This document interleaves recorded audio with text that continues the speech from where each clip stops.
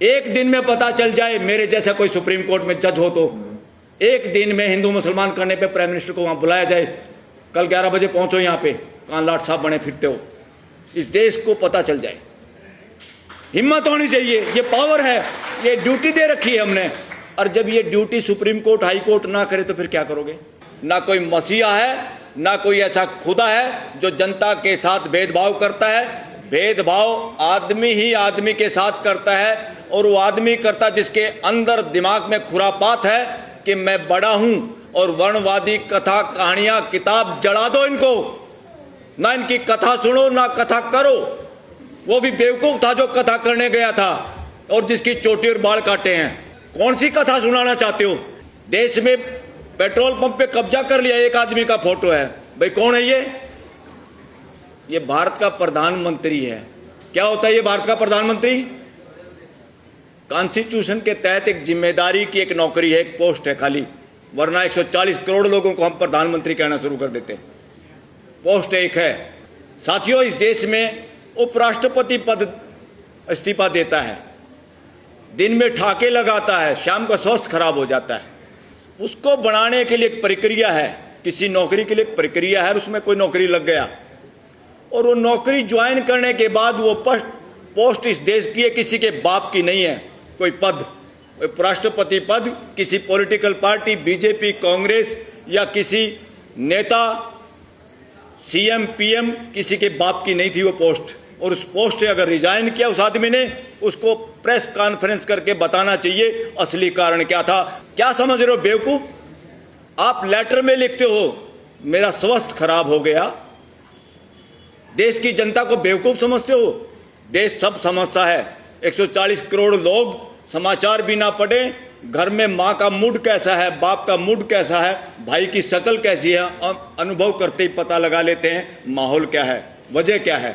पूरा देश उनके इस्तीफे में लिखी हुई बात पे शक करता है और वो झूठ है, और उसी झूठ पे ट्वीट करता है प्रधानमंत्री नरेंद्र मोदी कि उनको बहुत अपॉर्चुनिटी मिली सेवा करने की और उनके स्वास्थ्य के लिए शुभकामनाएं। अरे अपॉर्चुनिटी तो आपको भी मिल रही है, आप भी इस्तीफा दे दो। ये देश थक चुका है तुम्हारी शक्ल देख के भी और तुम्हारी बातें और तुम्हारा कर्म देख के भी। और आप जुगाड़ बना रहे हो, देश का मूर्ख बना रहे हो। और इस मूर्खता के लिए, इस देश की आज के हालात के लिए मैं being advocate, being law student ये कहना चाहूँगा, इस देश की आज की स्थिति के लिए, भय के लिए, ये देश भय रहित तो हो, कोई नेता, अभिनेता इस देश को डरा ना पाए, कोई ईडी, सीबीआई, पीएमएलए, यूएपीए इस देश के लोगों को, जवानों को जेल में ना डाल सके। संविधान को बचाने की ड्यूटी हमने किसी को दे रखी, देश के मालिकों ने, तो उसका नाम है judiciary, constitutional judiciary, high court और सुप्रीम कोर्ट। आज जिम्मेदार कोई है तो इस देश की सुप्रीम कोर्ट और देश की सभी हाई कोर्ट शामिल है उसमें। ये बात एक एक सिटीजन तक पहुंचानी पड़ेगी। और ये कौन पहुंचाएंगे? वकीलों की ड्यूटी है इसमें। वकीलों की क्यों ड्यूटी है? उनको संविधान का पता है, संविधान के लिए वो आर्गुमेंट करते हैं। और वकील ही ना बोलेंगे तो देश को तो वैसे कोई कंटेम्प्ट ऑफ कोर्ट में, कोई ईडी से, कोई पीएमएलए, कोई इनकम टैक्स से डराएगा। अरे हिम्मत है तो इस देश का प्रधानमंत्री और गृह मंत्री नार्को टेस्ट कराए और देश में सर्वे करे। और देश की क्या भाषा आ रही है, सारे देश के लोग, डिफरेंट तरह के लोग मिलने आते हैं, बताते हैं। मैं देश के लोगों का सर्वे बता रहा हूं, जितने लोगों से हमारी मुलाकात और बात होती है, वो कहते हैं इस देश में आज तक सबसे ज्यादा अगर शिक्षा का कोई प्रधानमंत्री और गृह मंत्री बना है तो आज का नरेंद्र मोदी और अमित शाह है। कहां तक इन बातों से डरोगे? किससे डरोगे? क्यों डरोगे? हिम्मत है तो नार्को टेस्ट कराए नरेंद्र मोदी। और उपराष्ट्रपति कृषक समाज की भी तौहीन है अगर उसने प्रेस कॉन्फ्रेंस करके ये नहीं बताया सच्चाई क्या है।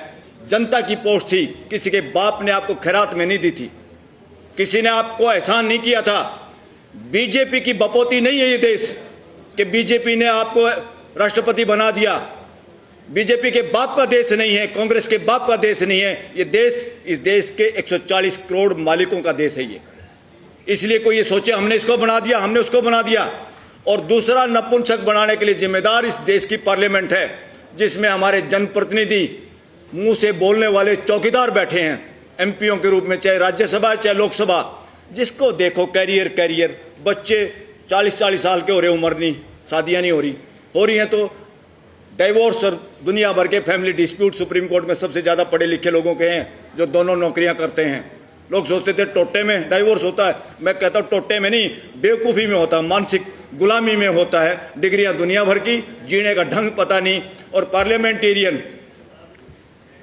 पहले जुडिशरी, दूसरे नंबर पे पार्लियामेंट में बैठे हुए पार्लियामेंटेरियन जिम्मेवार हैं, सारे अक्रॉस दी पार्टी। ये क्या बोल रहे हैं, क्यों नहीं बोल रहे?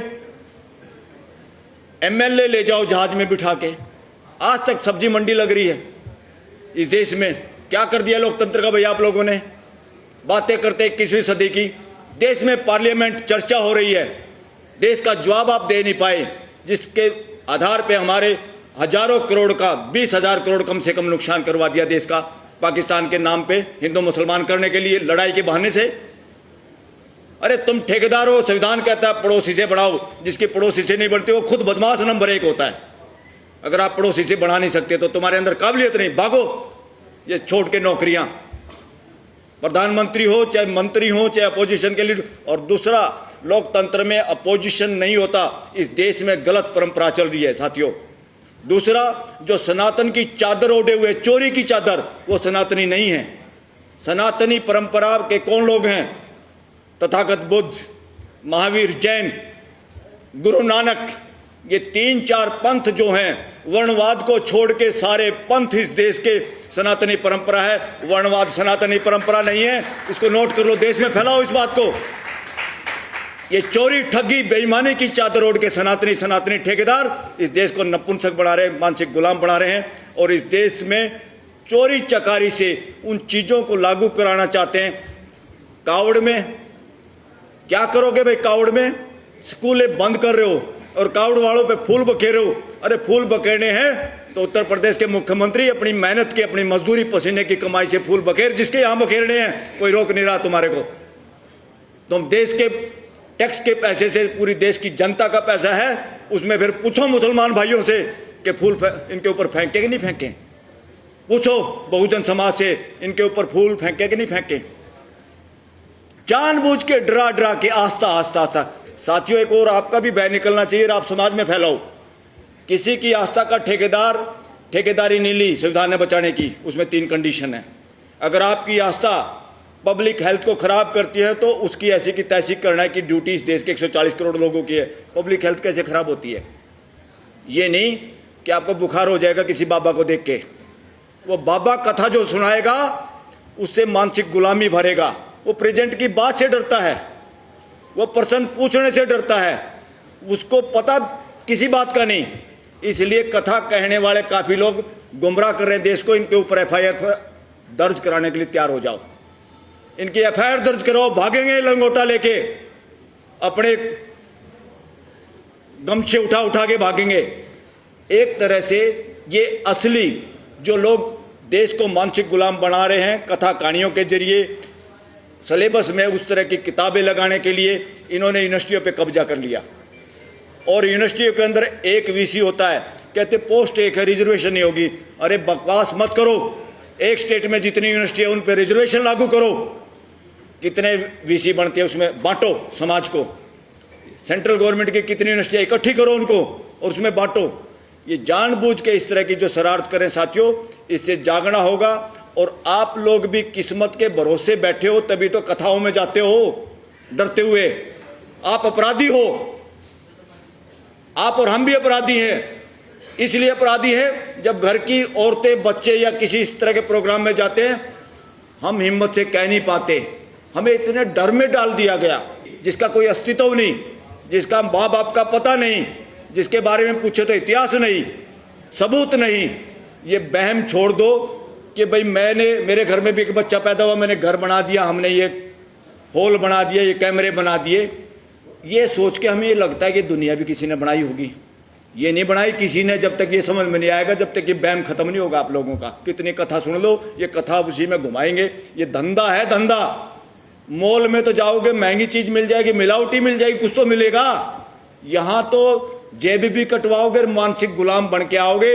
ऐसी गुलामी ना रंग भेद नीति में है थी विदेशों में, ना दास प्रथा में थी। इस देश का बेड़ा गर्क करने वाली वर्णवादी मानसिकता, वर्णवादी व्यवस्था, व्यवस्था नहीं है ये। इसने विदेशी आक्रांताओं के साथ भी मिलकर इस देश के साथ षड्यंत्र किया। इनको कोई लेना देना नहीं इस देश की गुलामी से। ये किसी के साथ भी हाथ मिला के अपनी मोनोपोली बनाने के लिए बने रहना चाहते हैं। इस बात को पहचानो। और एक गैर कानूनी अनरजिस्टर्ड ऑर्गेनाइजेशन जिसका नाम आरएसएस है, उसके सारे लोग, उसके बिल्डिंगें देखो कितने कितने पैसे की बन गई है, कहां से आया? सारे बीजेपी के ऑफिस इस देश में इतने बड़े बड़े बन गए, कहां से आया पैसा?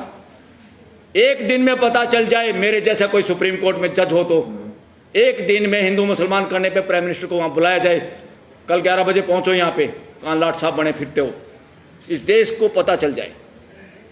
हिम्मत होनी चाहिए, ये पावर है, ये ड्यूटी दे रखी है हमने। और जब ये duty supreme court, high court ना करे तो फिर क्या करोगे? फिर कहोगे राम भरोसे, छोड़ दो ऐसे राम को। इसलिए वो राम आप हो खुद, अपनी जिम्मेदारी लोगे।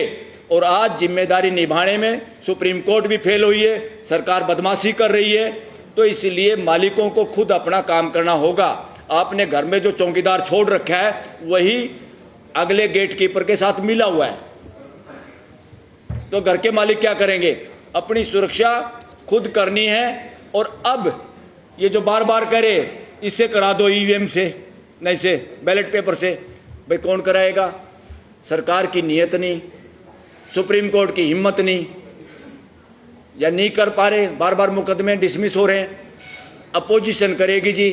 अपोजिशन के ज़्यादातर नेताओं ने इतना माल इकट्ठा कर रखा, उनके इतना पिट्ठू लग रहा है, उनमें हिम्मत नहीं। कुछ पकड़े गए, कुछ पकड़े जाने के डर में चुपचाप सीधी सादी भाषा बोल लेते हैं, अपना गुजारा कर रहे हैं। तो इसलिए साथियों, अगर आज हिम्मत है तो मैं आह्वान करता हूं सारे इन ऑर्गेनाइजेशन से कि आओ मिलकर तय करें। कांग्रेस और राहुल गांधी किसी एक की बात ना देखें।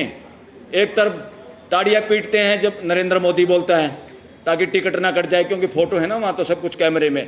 एक तरफ राहुल बोलता तो उसकी भी ताड़ी पीट देते, चाहे वो सारी अच्छी भी ना कह रहा हो। तो ताड़ियां पीटने का धंधा, गोरख धंधा छोड़ो।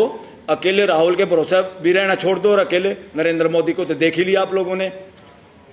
अगर इलेक्शन बैलेट पेपर से कराना है तो अब जनसभा तो ऐसी तो करते रहो, मगर ये जनसभा देश में करो, और जरूरत पड़े तो सुप्रीम कोर्ट से पदयात्रा शुरू करो। पहले दिल्ली की कर दो, हम सब मिलकर, सबसे आगे मैं मिलूंगा कि बैलेट पेपर से चुनाव होगा और देश की जनता तैयार है।